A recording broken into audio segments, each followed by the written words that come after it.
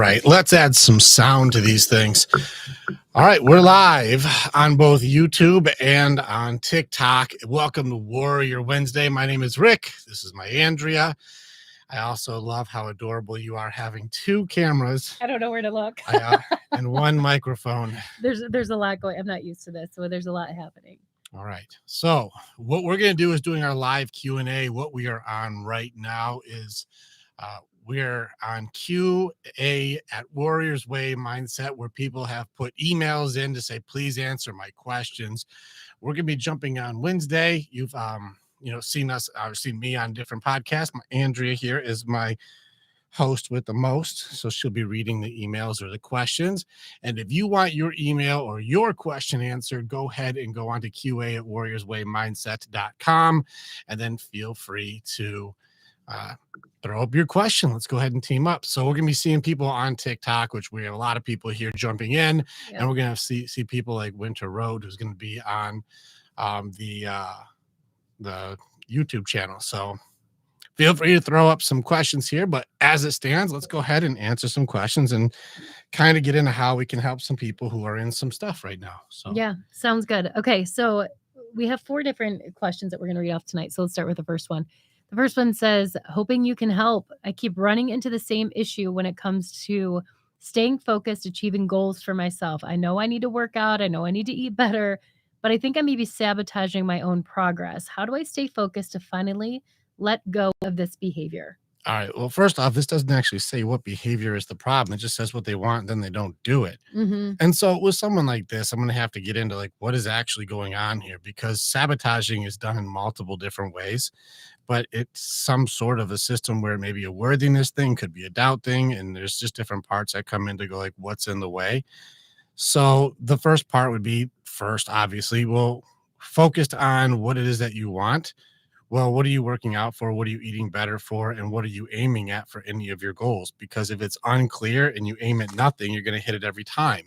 And that's generally what people are doing. They go, I just want to have better, but they don't know what better means. And so they're going to say like, well, I know I need to eat better. Well, what does that mean? 1 apple a day? It could be.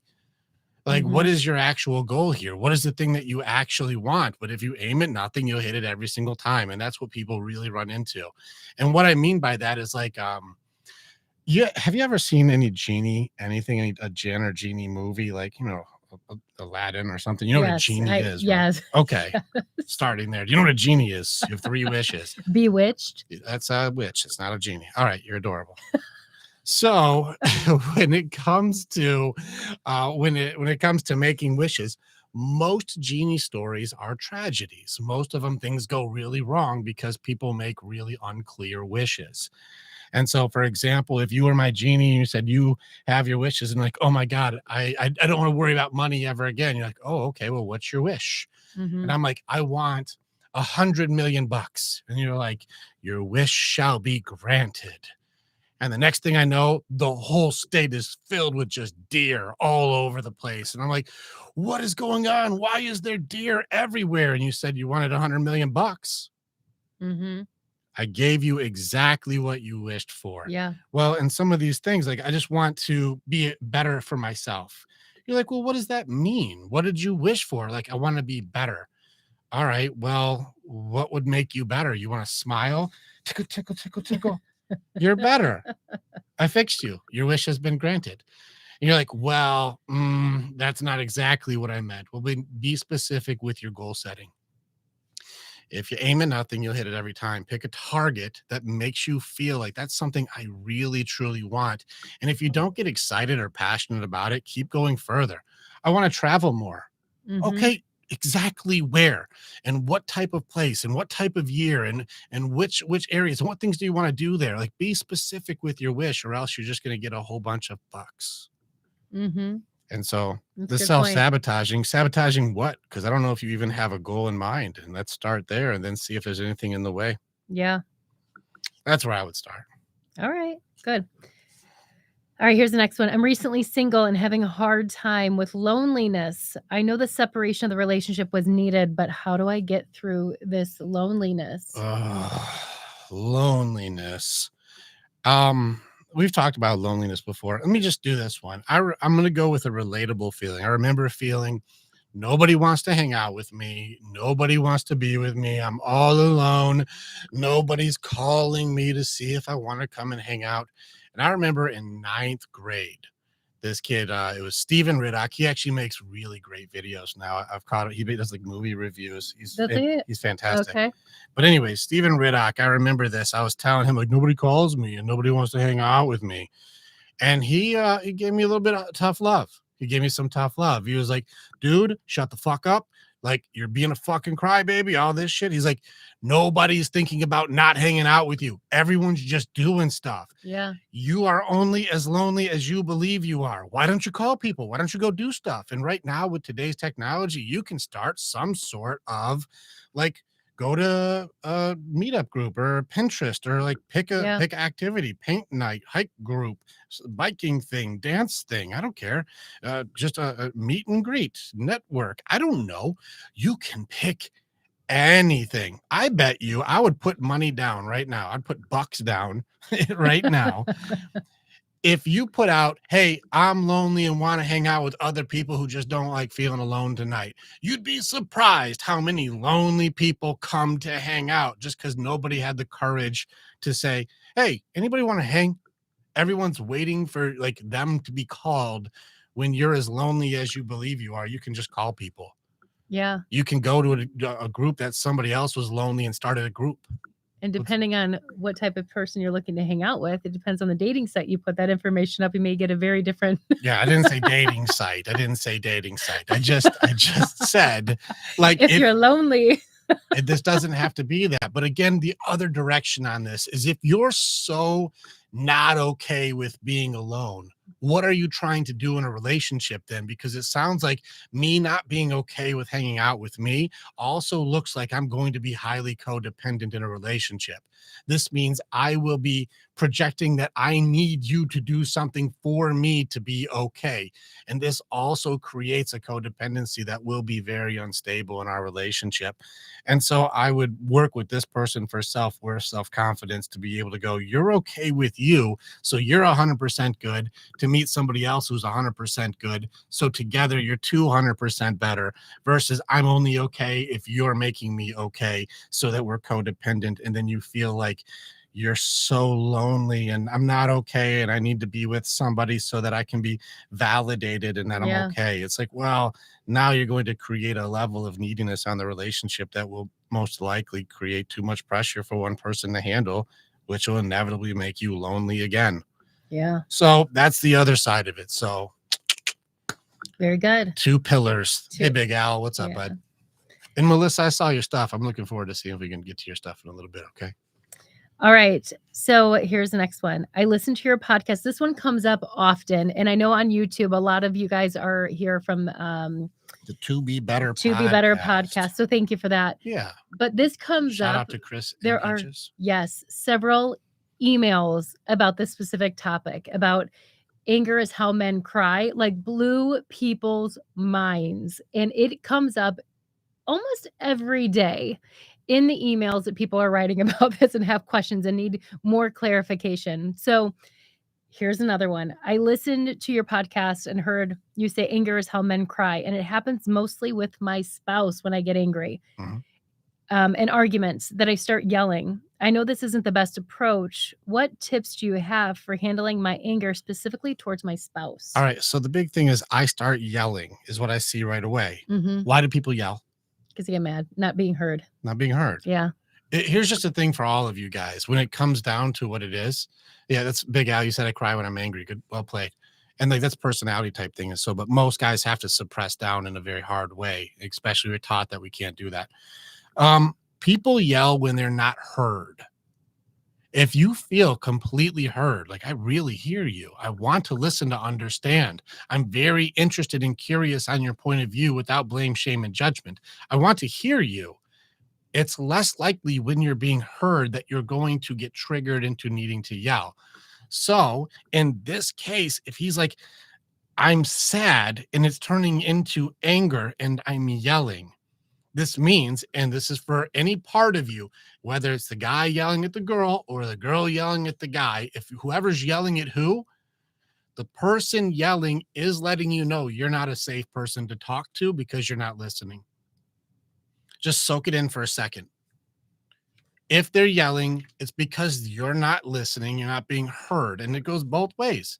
If you're doing any of your control mechanisms, fight, flight, freeze, fawn, if you're going into a control defense posture, odds are you're not being as safe to talk to as you think you are. And on this one, this would be a partnership thing. Yes. Is there ways to control his anger? When I train guys with anger, we got to go into one of the three parts, the categories that are really a struggle. So, what are the categories I have to check first? First, is something taken or lost? Because that triggers anger. Is something taken away from you? Or has something been lost? The next one is going to be unfair or injustice. That's not right. This is not fair. It's not right. It's not the right thing to do. This is injustice. That'll make somebody mad. And in relationships, most of the time it comes down to an unmet need. And many people don't know what their needs are to be able to articulate their needs, which makes them more frustrated. And then you'll see outbursts. And if that's the case, this also means both are triggered into a defense system. So people aren't being safe to even talk to. Now, this is a person who's important to you. You matter to me. You're important to me. Why won't you just give me the dignity of listening? Mm-hmm. And most people will be yelling when they feel completely unheard. Yeah. And so that's where I would start with this, is listening to understand. And as an exercise for both partners, if your partner is yelling, you're probably not listening. Yeah. Or if you find yourself yelling right back to, say your point or get your point across, probably not the best approach. Neither of you is listening anymore. Yeah. And this is where there'd have to be some sort of like, take a break. You guys aren't listening anymore. How can you get anything to work when you're both in a high defensive posture? Mm-hmm. Well, you're both on either attack or flight or shut down or some sort of damage control system. You're going to be doing things to try to control the situation. Well, if you're trying to control and not trying to understand, the conversation's going to pretty much be dead at that point. Yeah. Like, if my dude feels unheard and I got to yell at you, and this is like he's showing an emotion, and ladies, this is a chance for you to step up. You remember in that anger is how we cry. Well, ladies, you're having an opportunity now to show empathy that you would like to have for your emotions, the validations of your feelings. Well, you get to do that too. And if you want him to do something for you, are you willing to be able to do that back, especially if it comes from, I would love to have my feelings be important. And your guy is saying, hey, my feelings are important too. And you're going, no, I'm not listening to that. Mm-hmm. Your opportunity to be empathetic towards your guy gives you a chance for you to be a balanced and healthy and collaborative part of this relationship, and not just waiting for someone to be better for you. You guys can be better together. Yeah. And really the goal of a relationship, I still think, is supposed to be, is it better to be together than if you weren't together? Yeah. Like, that's still the goal, is we make it better as a team than if we weren't together at all. And if you're the highest source of frustration for that person, are you really the improvement or are you the complication? Mm-hmm. Yeah, but he gets mad. Are you doing anything to go, shoot, my dude's not okay right now? Yeah. Rather than blaming or judging him for his anger. Yeah. It's not an easy thing to do. Like, I've been in that situation with you where you get angry and, and I'm like, don't talk to me like that. Like, ladies, it doesn't help. Mhm. And I think many people get that when you have an argument with your partner, it's very easy to be defensive. Like, this makes me feel bad that you're even feeling bad and I want no part of it. So I'm going to meet you with the same energy. Yeah. And it never works out. That doesn't work. Yeah. It never works out. Yeah. And Big Al, you made a point here. You said, I just learned it's not her responsibility to make me happy. I never mentioned either person has to make the other one happy. I said, listen to understand and don't invalidate the emotions the other person has, because we're both human beings. Yeah. I didn't say it's your job to make them happy. It's your job to be controlling their emotions. That's not your job. But to say I invalidate your emotions and I shut you down because I have a defense system that doesn't handle that you're actually working on something right now, and I won't even listen to it. I'm just going to shut that down. And he's like, why won't you listen? Yeah. Like, people are yelling, and this goes for the ladies too. Like you're yelling if your guy was really true, like, babe, I'm supportive and here for you. I'm listening. You're going through something. I got you. Yeah. Like less likely that you're going to be doing an attack thing. And if you are going on full attack to somebody who's truly supportive, loving, empathetic, and validating, Hmm. you may be the issue in the relationship, in which case you're the one destroying the whole thing. And would you be able to deal with the truth of it? Yeah. Yeah, not a lot of people like that, even though it does give you the power to be able to work on it immediately. Yeah. Yeah, it's right there. Yeah. Also, too, relationships are so much work, and I think in moments like that, it's so easy. And I think what you see in society is people are so easy to call it quits or give up on each other when something doesn't go the way that they expect it to be. So there is so many beautiful things in growth moments, even if they're so challenging sometimes. Being able to celebrate those wins as a team, like, okay, we got through that disagreement much better than we would have done before. Like spending time and acknowledging those moments too, I think is helpful. Sure is. Yeah.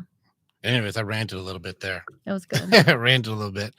All right. So there's a lot of pieces to that, but I do look at the belief systems or the behaviors that are in there. And for a guy to go, I'm angry while I cry, which part of you is making you angry? Odds are unmet need, but if he's yelling, the unmet need is generally not feeling heard, in which case I would practicing for them to be able to listen, to understand, and then see if they can both have an empathy for where they're at without blame, shame, and judgment. Yeah. Sounds simple, not easy. Can I jump to a question really quick on YouTube? Yeah. All right. So Jade Lynn says, why is codependency bad? Isn't codependency in a healthy marriage? I would- Isn't codependency in a healthy I would marriage? like, and Jade, I don't want to put you on the spot too hard here. Can you please give me an example of very healthy codependency? Because I feel like this is going to be a subjective point of view, but I'm also curious how much it works in your favor for this codependency, because codependency that works in my favor is awesome. Codependency that doesn't It's work in so my favor is true. not awesome. Makes me feel real safe. Yeah, I love when all my things are taken care of. That codependency is wonderful. Yeah. But if like, well, how are their things? I don't know. I'm not really That's sure. their job. Yeah. My job isn't to make them happy. You're like, this codependency seems a little more like take. That doesn't seem like codependent as far as like reciprocity goes. It seems like you're in a I'm the taker relationship. So I would like a healthy version of what you think codependency in a healthy marriage looks like. Only just please as a reference for me so I can go, okay, good point. Not as a blame, shame, judgment, or to argue. I really do want to know. So I'd be very open to hear a healthy version of codependency that makes it so there's not really a control issue or a battle. I'd like to see where someone doesn't take advantage. Yeah. Because I think the codependency part, it gets really tricky. I have talked to a lot of experts, and like there's nothing wrong with team, like people playing their role to be a team, but to say like I can't live without you. Well, I mean that can also that's led to a lot of unhealthy behavior. Do you think there's a balance with that? If Like- you get two healthy people. Yeah. But I think that a lot of times we're getting into relationships that we don't really know what we're doing. And we get in relationships with people that are damaged, very hurt people. And hurt people. And so I have, even today, I was talking to a guy who gave everything that he had just to be completely taken for granted and taken advantage of, and So just sad. lost everything. He gave everything for this woman and her daughter, and said, I did everything. I gave everything I have. And she destroyed me, cut the daughter out of my life, everything. He's like, I don't understand. But I'm like, the overextending that codependent relationship where you give everything and then you're considered an enabler at that point. Like, it seems like if you're in a relationship with an unhealthy person, the more that you give, the more commitment, the more safety, more security, more support, the more reassurance, all that stuff, it seems to reveal that another person is able then to take more of you for granted because there's no consequence for treating somebody like that poorly. Yeah. I had a guy this morning too, where he's like, I am the reason that everything that we have exists. And she treats him like dog shit. I don't understand it. There's no consequence for not treating him terribly. He still pays and gives and does everything. He's a very successful guy. This isn't like a loser. Like, he's a very successful businessman. and is just not respected, not honored, not loved, not appreciated. And he's the reason that every single thing that she has exists. She's a stay-at-home mom. He takes care, he's the reason that everything that she has is there. And she treats him like shit. And like there's something to be said about, even having a healthy boundary for himself to go like, hey, I am the hand that feeds. There's Yeah. one of my dudes there. Jimmy, you can relate. It's my guy. Yeah. And That's tough. it's heartbreaking watching people who full commit everything they have to somebody to watch them be treated poorly. Mm-hmm. And this isn't I work a lot with men, but this happens with just people. Like this is both relationships. Like there's guys that do this to women also. Yeah. And so this is like a human trait. This is a people thing. Yeah. So very, very, very tricky to watch some of these happen and not be able to express autonomy, which is like an independence or a freedom to go like, if I'm in an abusive relationship, I should be able to say my line today is I have to remove the privilege of being with me. And so Mm-hmm. that's a really interesting thing that I've heard multiple relationship experts actually suggest that autonomy is healthy. Yeah. And like we've had those conversations. We've had Yeah. we've had conversations that are difficult to go, if I ever become abusive and I start treating you in a very abusive way or a non-negotiable way, you should be able to cut out. Yeah. And vice versa. I Yeah. should cut out if you start treating me absolutely horrendously. Yeah. I'm like, that's a non-negotiable. And we'd both be okay. Like, and at first, I think when I, hear that initially, just because my safety and security red flags go up, like, I don't want you to leave, right? Like, there's a part of me that exists that's there, just honestly. But I also know for myself, my mom also instilled in me, do not allow a man to take care of you. You always have to make sure you can take care of yourself. Now, there's a little bit of a curse with that, but there's also the point of like, I feel like I will always be able to take care of myself. Now, again, there's a balance with that, but it is more helpful than not because I wouldn't want to put myself in a position where I felt stuck. And I think a lot of women get stuck now in these situations where, especially if they're not married or they're in a committed relationship. Because if you're married, gentlemen, you can vouch they're going to get half of what you have anyway, which is unfortunate. Well, it's killing I marriage, and am it's making it so that women who take advantage of that system are making it so that good men don't want to sign up. Yeah, That's been happening for a few years now, handful of years now. if I was a man, I would not get married through any type of government system. We've talked about this multiple times, but no way. No way. Yeah, I'm not a big like red pill proponent. I don't go that direction. But these guys are starting like to recognize that ladies who are taking advantage of it are Yeah. making it so that you're giving a lot of credibility to these guys. Like I said, I'm not a subscriber to that direction, but there's not really a big push for ladies to go, hey, we should back that off a little bit because we're kind of ruining this thing and making it so the good guys are going, this is a terrible business deal. 100%. I lose everything no matter what. I have to pay for you to have your new boyfriend, and you Nope. just can just leave at any point for any reason. And I have to pay for you for a long time for it. Yeah, I'm gonna hard pass that. It's a Nope. terrible business deal. And ladies are like, you better for what? Mm-mm. Just No. saying. I'm not a red pill dude, but like these I- guys aren't totally crazy sometimes. No. And I was on the other end of that. I was on the receiving end of the opposite thing where I had to pay and it sucks. Like I feel for the men or anybody that has to go through the situation, whether you're a woman, and it's less common for this to happen to women, but it sucks. Yeah. You were on the receiving end of that. Yeah, you got to be the one who gave half your retirement for the relationship going not good and against you. No. Yeah. All right. So you want to go back to Jade real quick? Oh yeah, what do we got Okay, here? so she says, my definition of codependency is a team. You did just explain it all. I share your beliefs a lot. My partner and I are codependent on each other because I depend on him to do, I'm assuming his jobs. Or hard jobs. Yeah. Or his jobs, yeah. Because she mentioned, would you consider a marriage Well, consider. there's a partnership there where he works and pays for the bills, and she cooks and cleans for the house. And Mhm. like this is where like is there a deal there? Is there something where you guys can go? This is actually healthy. Now the part where it becomes an issue is like, are you doing a full amount of hours of cook and clean in comparison to how much work he's doing? I'd hard press say no. I got to be a stay-at-home dad for 2 years, and I was not doing the same amount of work as work.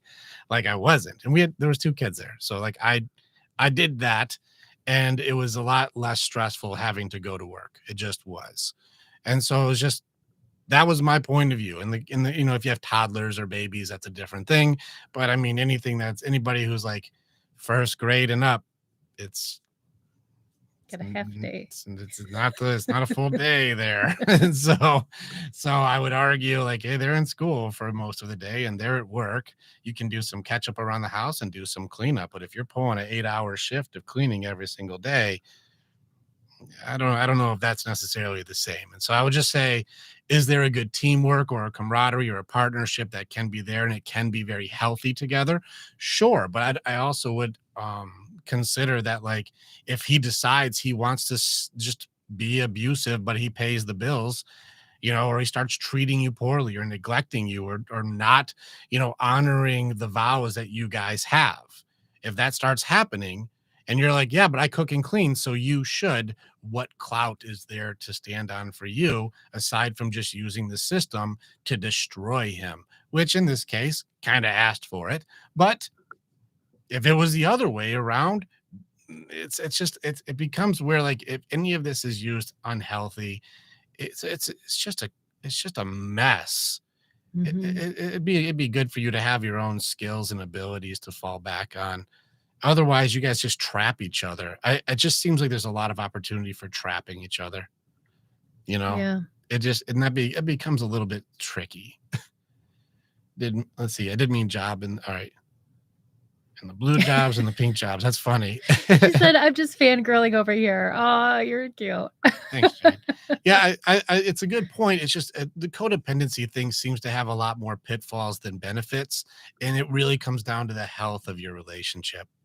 And so the healthier you guys can be, it can be a healthy codependency. But the version that you mentioned is highly reciproc, so that means it's got a lot of reciprocity. There's reciprocation.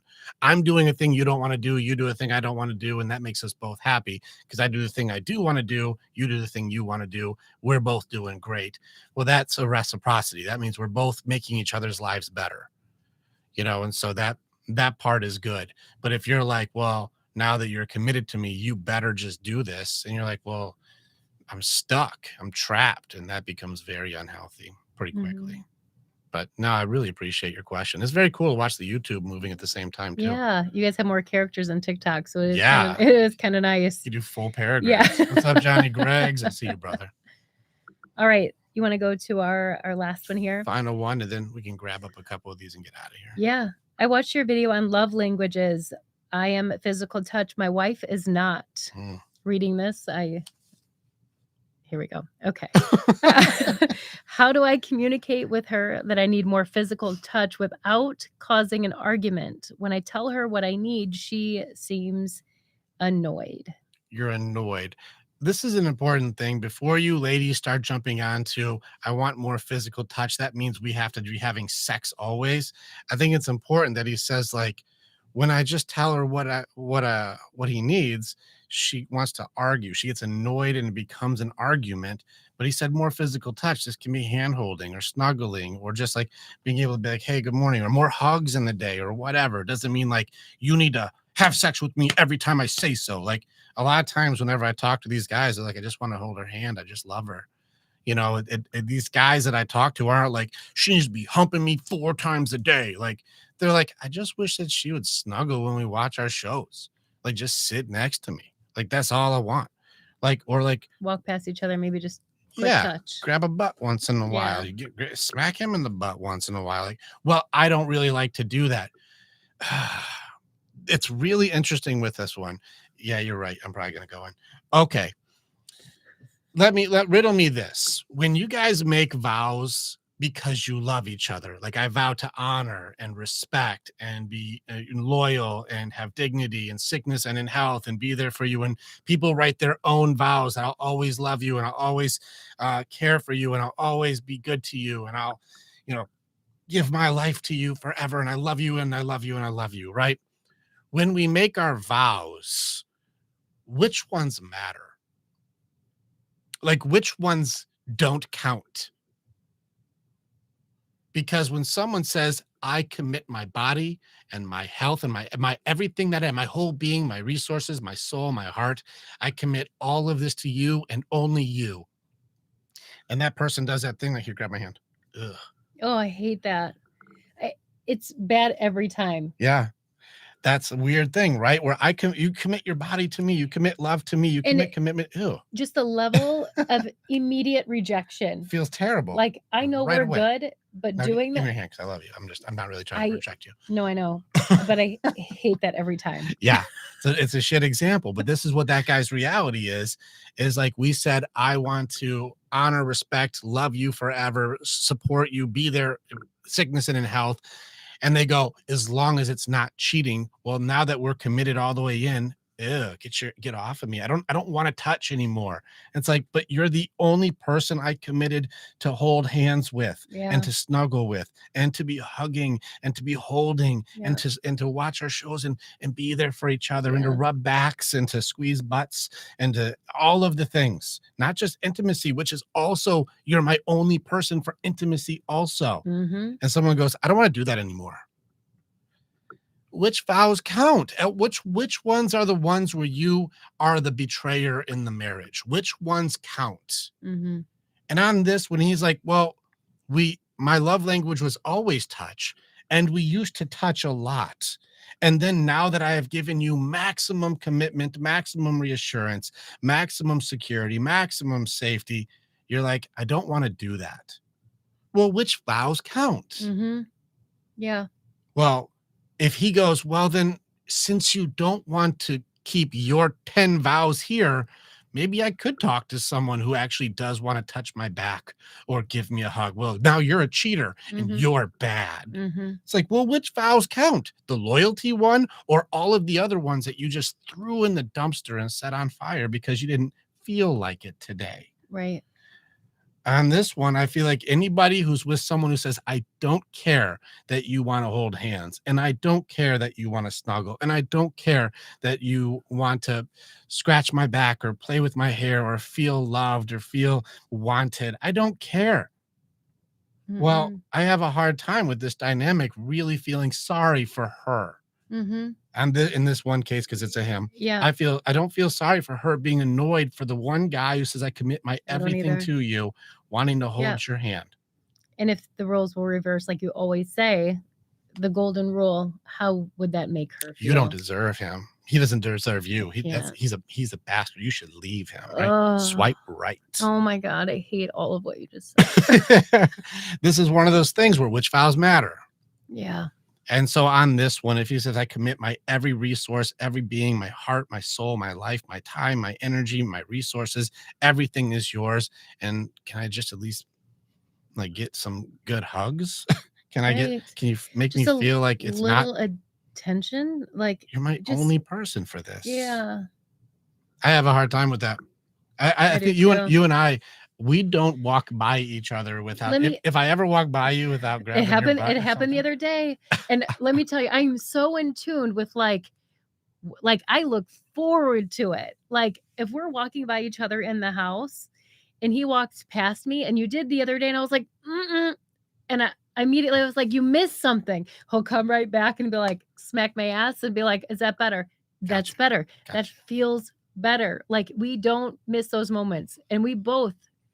It's very rare, but when we miss it, we're like, okay, let's do that one again. Wait a second. She'll push her butt into me like, wait, you're really gonna miss that opportunity? You better not. I'm like, fair enough. Absolutely correct. Oh, it's so good. All vows count. What's up, Mr. Gratitude? Hey, Brandon. Good to see you, brother. Yeah, this is one of those ones where I do have a hard time because he wasn't saying she needs to sleep with me every day. He's saying I just like to be touched. And this doesn't mean like forced sex. This means No. like hold my hand, Yeah, he's like, "This is my snuggle. love language. This is how I like to be loved." Yeah. And it's like, "Well, Well, I don't care because it's not the way that I wanna show love." Like, that's if selfish. it goes the other way where she's like, I love that you make me feel safe, or like, like Jade, you said, I like that he does the work and provides, and he does the money, like he goes to work and he provides for like safety, security, and he does all the things that like bring me that part. And he's like, you know what? I don't really feel like Mhm. providing food and shelter and safety anymore. I don't feel like that. Now that we're committed, I don't feel like doing that anymore. Yeah. Like, but that's the thing that like that's what we our deal. Like, what are you doing? I don't feel like it. I just don't feel like it. And you have to deal with that because we made vows. Yeah. It's like, what aren't you breaking a bunch of vows now? I'm not cheating. Mhm. So I'm okay. Yeah. You're like, I think that kind of goofs the whole thing up. Mhm. And that's an important part. And that's why I said it leads back to the autonomy still.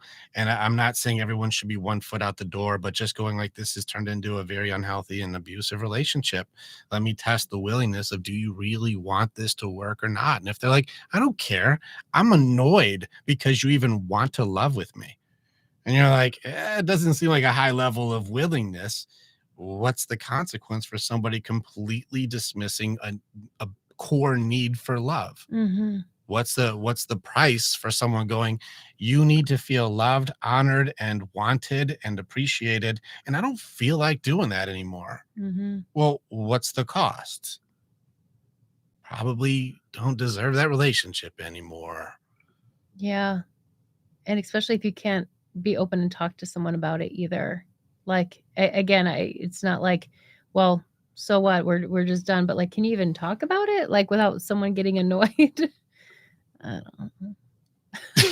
I don't. That one's frustrating That's a little for frustrating. me. It can be a little tough. Yeah. That can be a little tough. So I just want to put that out there. If there's somebody who feels like they're complaining, we went back to it before. Listen to understand, have a little empathy for your person. What's going on with them and what makes them not okay? Just listen. You don't have to agree, but just understand. But then at the other part is what they're asking for really that groundbreaking where they're like, I just want to hold your hand. I just want to be able to snuggle. Like, I'm not trying to be overly aggressive here. I really just love you. So I'd Yeah. like to show that. Mhm. And that's where I go like, let's go ahead and see if this is really crossing the line. Yeah. So willingness, that's a big thing. All right, there's a couple of questions here. And we can jump in on this and jump out. What's up, Kevin Russell?